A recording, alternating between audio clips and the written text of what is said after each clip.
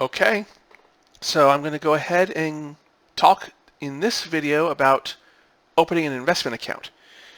I am not going to explicitly target any particular brokerage here, and no, this video is not sponsored, so if I do accidentally mention any particular brokerage, it's hopefully going to be a brokerage that I worked with. It's probably going to be a brokerage that I've worked with, but it's not going to be a sponsored discussion. So if I talk about them, I'm more than willing to talk about both the good and the bad.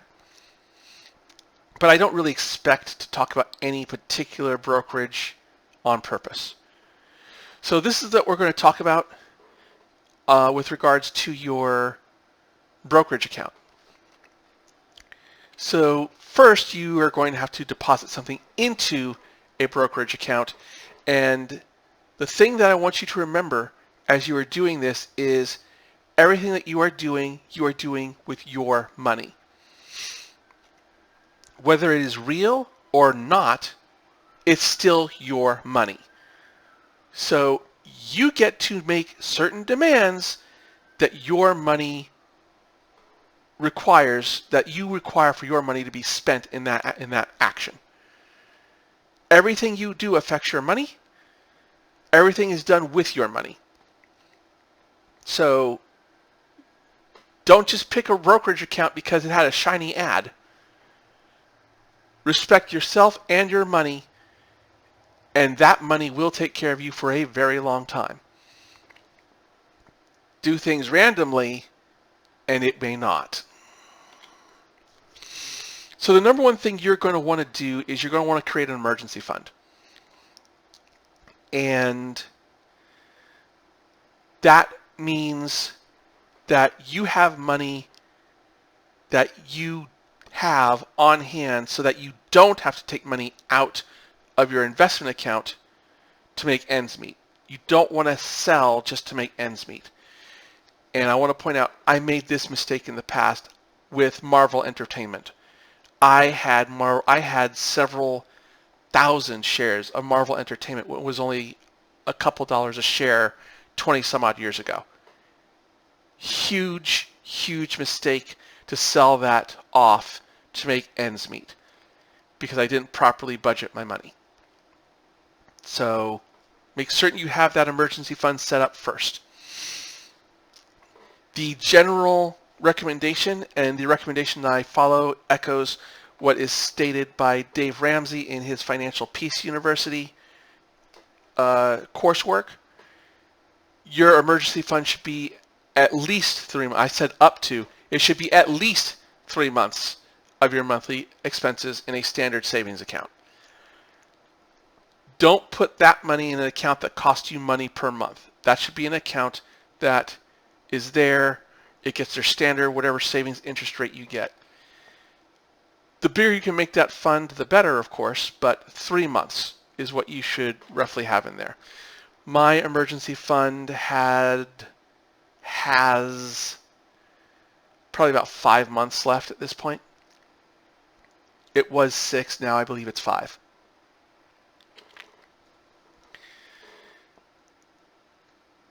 Whatever you use for your initial deposit in an investment account should be equal to another month of your expenses, a 4th month.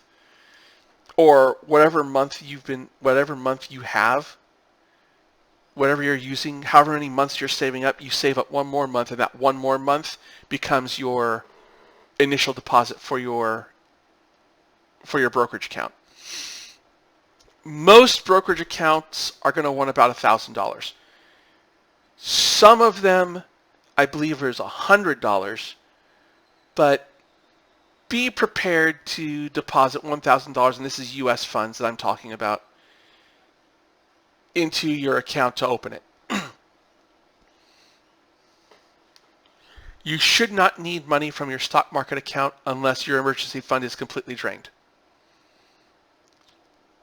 So this is why you're using an extra month. You're going to save up one extra month, and you should already be used to saving money, building up that emergency fund.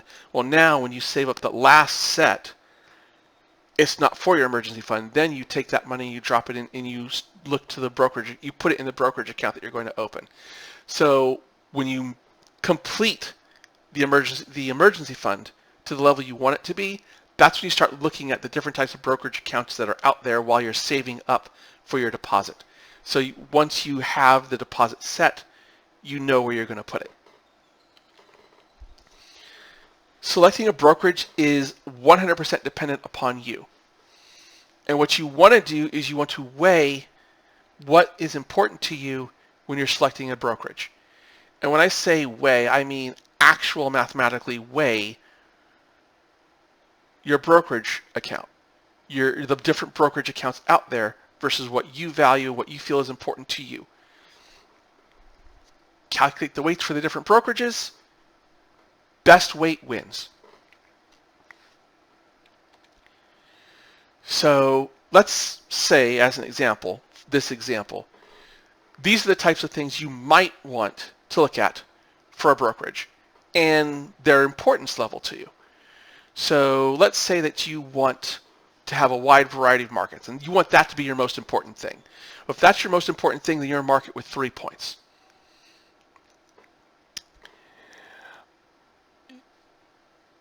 Next, you say, I want a wide variety of stocks on each market that I'm able to look at. Okay, well then that brokerage gets 1 point per stock that it has available to you. Nice. All right. Or I want a large number of mutual funds available on my brokerage. 1 point per mutual fund. It's minimally important, so 1 point per each one. I want to be able to get into exchange-traded funds. Those types of funds are more important to me than stocks or mutual funds.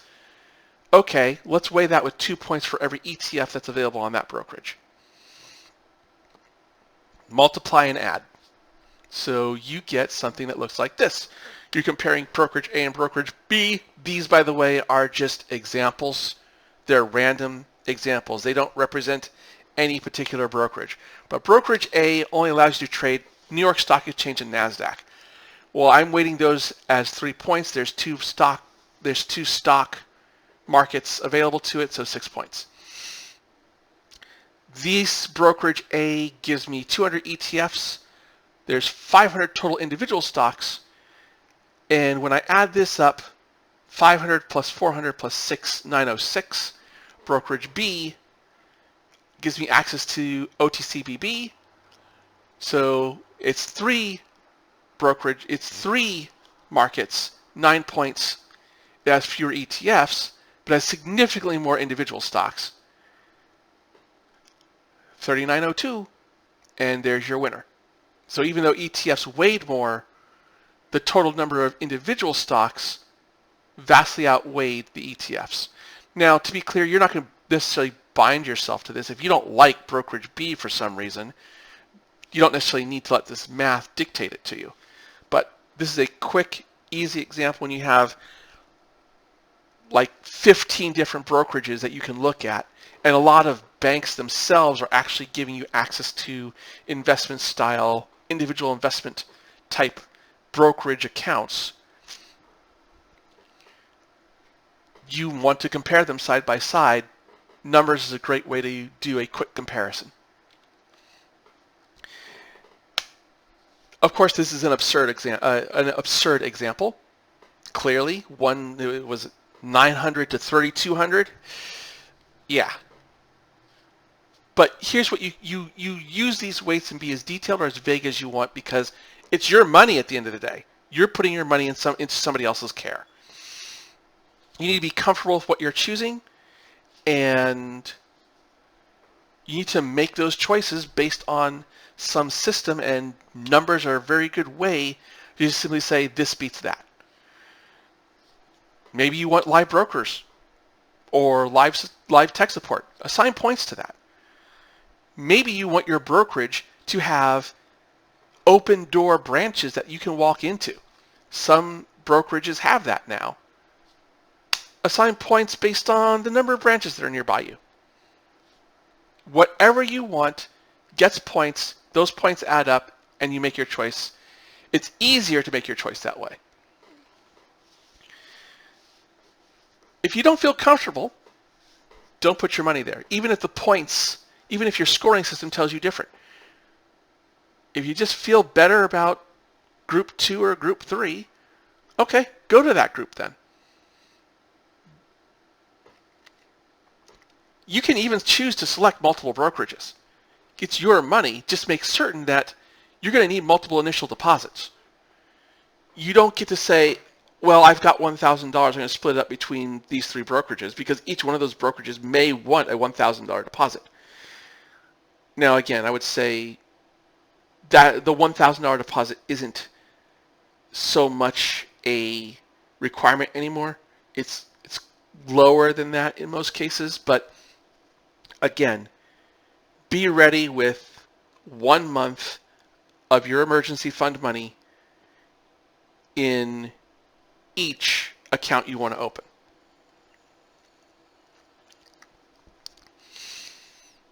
If what you need changes, or another brokerage is offering you something that your brokerage won't,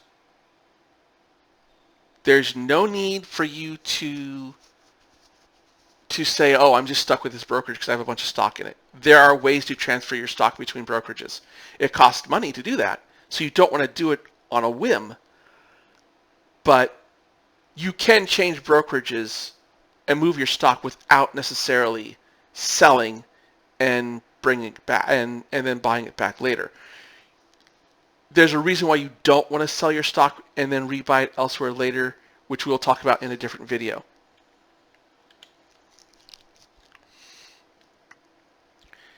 The next thing you're going to want to do is you're going to want to link an account to your brokerage. Almost every brokerage will allow you to do this. Some don't, but the ones that don't tend to also have banks associated with their investment account.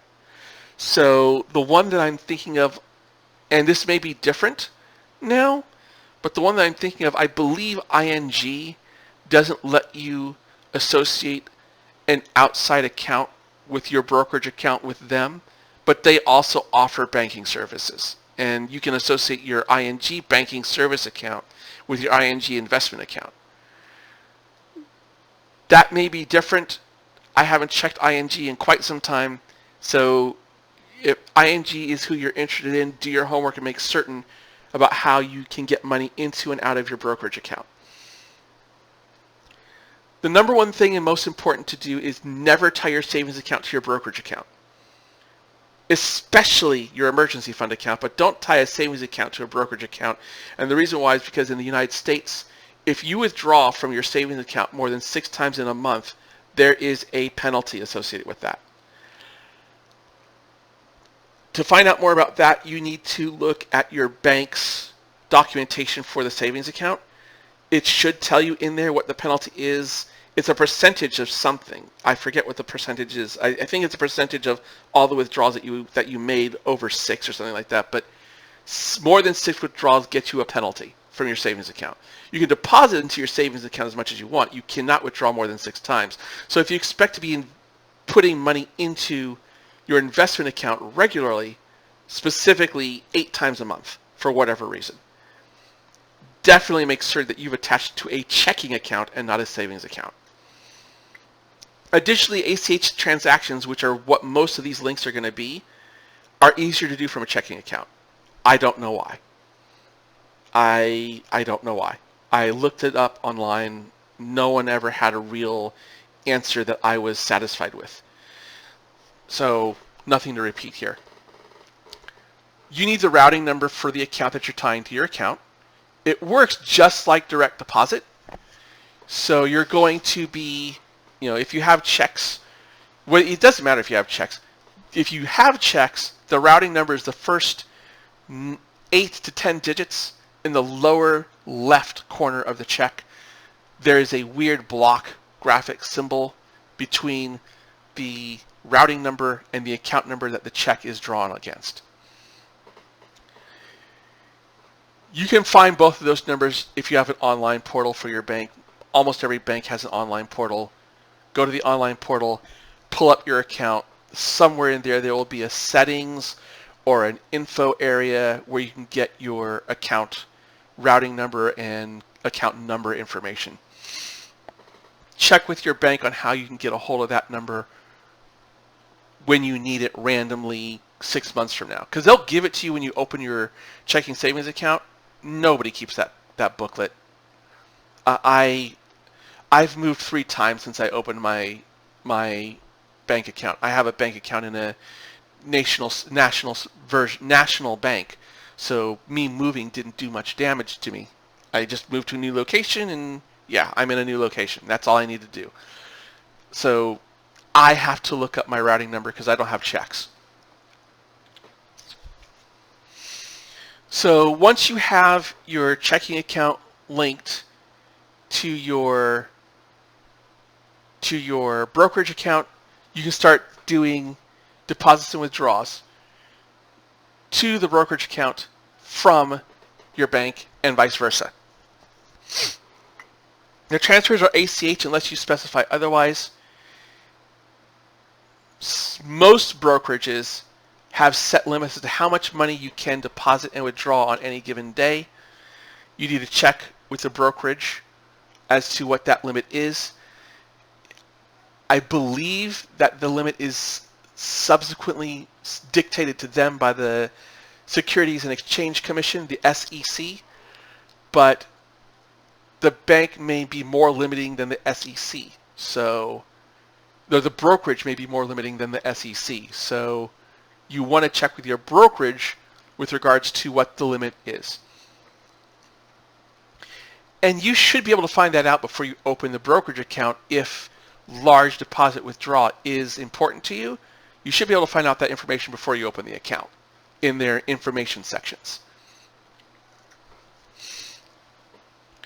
Most brokerages will allow you to deposit for immediate trading, but you need to be very careful when you do that. Trading, the money that you deposit is an ACH transfer, and ACH transfers take a legitimate minimum 5 days to clear. And while the brokerage will allow you to immediately trade on that money for stock purchases, if the money doesn't come in, your purchases are canceled, and canceled purchases are bad. That gets you demerits from your brokerage, and it gets you demerits from the SEC, from the government. I'm saying SEC because this video is being produced in the United States, and that's who controls the stock markets here. That's the overarching watchdog, for lack of the correct phrase at the moment. Your country will have something similar if you're not in the United States. At the end of the day, failed purchases of stocks are bad things. So make certain the money's in the account before you make the purchase. If you're not sure, wait the 5 days. Here's a trick that you can do, which I recommend if you can. This is one of my personal rules. We'll get into this in a different video. Treat your investment account as if it were another bill, where you have to deposit money into that investment account every month. That way, if you see a hot stock that you think is going to blow up right then and there, you have cash on hand in your stock market account, in your brokerage account, to be able to buy that stock. Just because you put the money in the account doesn't mean you have to buy stock with it immediately. It can sit there. Most brokerages will give you interest. Check with the brokerage. If that's important to you, make certain you weigh that before you open the accounts. Okay. You can occasionally, depending on the type of brokerage or the brokerage house, there are other ways you can deposit. So brokerages that have associated banks, either an actual bank or a brokerage that has banking activity, you can go into the branch and give them money and say, here's cash money, please put this in my brokerage account. That money is available for immediate trading that is, for lack of a better phrasing of it, absolute. That is, you don't have to worry about the deposit failure as a reason why the transaction doesn't go through. The second way you can do this is to do a wire transfer from your bank. Wire transfers have fees that ACH transfers don't necessarily have, but wire transfers don't have limits. You just have to pay a fee both from the originating bank and the brokerage. They're less likely to have the same issues as an ACH transfer because in order to initiate the transfer, you have to go to the source of the money, and that money must be there before you can pull the ACH transfer. So if wire transfer is available, you should find that in the brokerage terms of use agreement. Read that document when you get it before you sign up. It's going to be the last page of legalese. That's just going to be an eyesore that's written in 8-point font to make you skip it. Yeah, don't skip that. Read that. It's going to be a hard read. It's going to be a long read. Read it.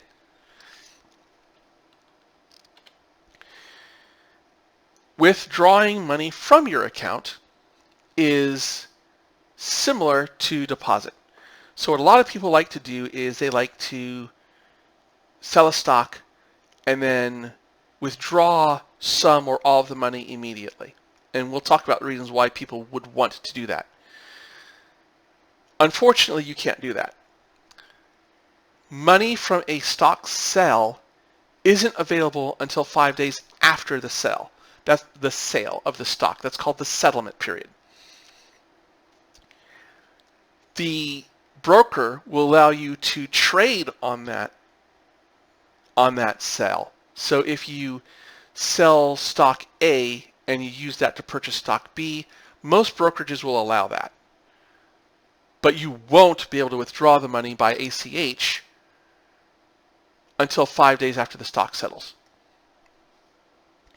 You won't be able to withdraw it at all until 5 days after the sale settles. And there should be a note somewhere on your brokerage account that says when a stock sale has settled. And we'll talk about that in another video, probably the very next one. The other issue that you need to worry about is that when you do the transfer, an ACH transfer will also take 5 days before the money gets into your account. Wire transfers don't, so that's another reason why people may choose to do a wire transfer, but ACH transfers will take 5 days. So if you need that money now, remember that if you're trying to withdraw money from a stock sale, you may not see that money for 10 days. So be honest with yourself. If you're doing this as you know, a last minute emergency, be honest with yourself and say, you know, do I have 10 days to wait on this money? Hopefully you won't get into that situation.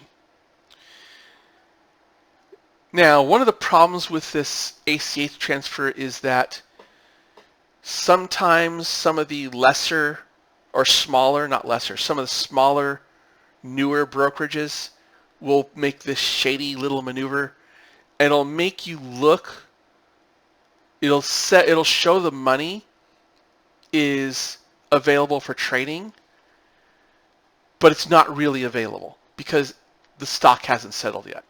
And again, the brokerages will allow you to trade on stock that you sell immediately. What they won't let you do is take the money out immediately. Another thing that may happen with ACH transfer is the money might seem as if it is both in your bank and in your brokerage account simultaneously. Be careful with that, is all I can say. I would say don't count on anything until the 5-day period ends. If you're seeing it as being in both accounts, don't do anything with your brokerage account with the money that you withdrew for 5 days. You also want to keep track of your withdrawals independently because there is going to be a tax burden on you at a later date, or also if you've lost money, you get a tax credit for that. Keep that in mind.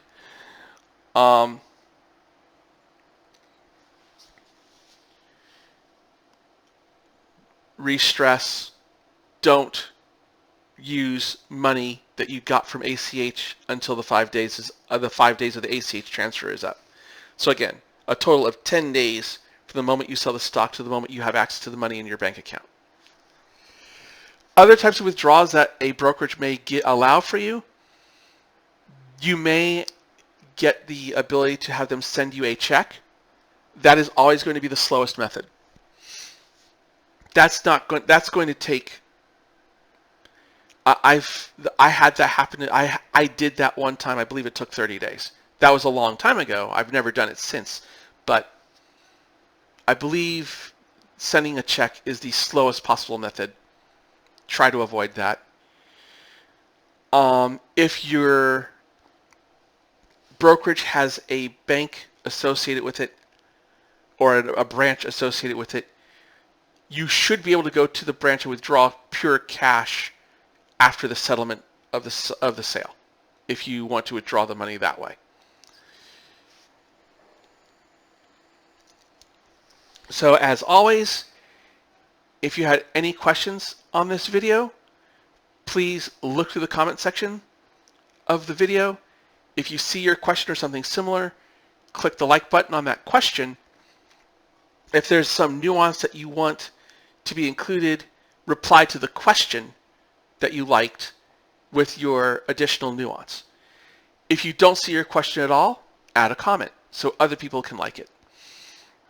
The goal, again, is to have a Q&A day, and I'm going to be reviewing the videos I posted to see what questions were posted, and then the most popular questions, the most liked questions, are going to be the ones that I answer. I'm going to try to have an answer video as quickly as I can, hopefully the very next day. Once I cover a video on Q&A day, it won't be covered again. And lastly, the like, share, subscribe. If you like the content of this video, please click the like button. If you have friends or family that are looking to start investing and you think that this will help them, share a link to this video and send it to them directly. And then if you're interested in my next newest content, I am covering more than just investing. I'm covering investments, computer science, and law topics on this channel. If any of that interests you and you want to know when my next video comes, click the subscribe button. For the fullest amount of information, there's a notification. Set the notification to all to get pop-up alerts on mobile and maybe Windows. Set it to personalized so that it will show up at the top of your YouTube feed when you go to your YouTube homepage. That is all I have on this video. Please post your questions so I can have them for Q&A day. Good luck, better skill, and Godspeed. Until the next time.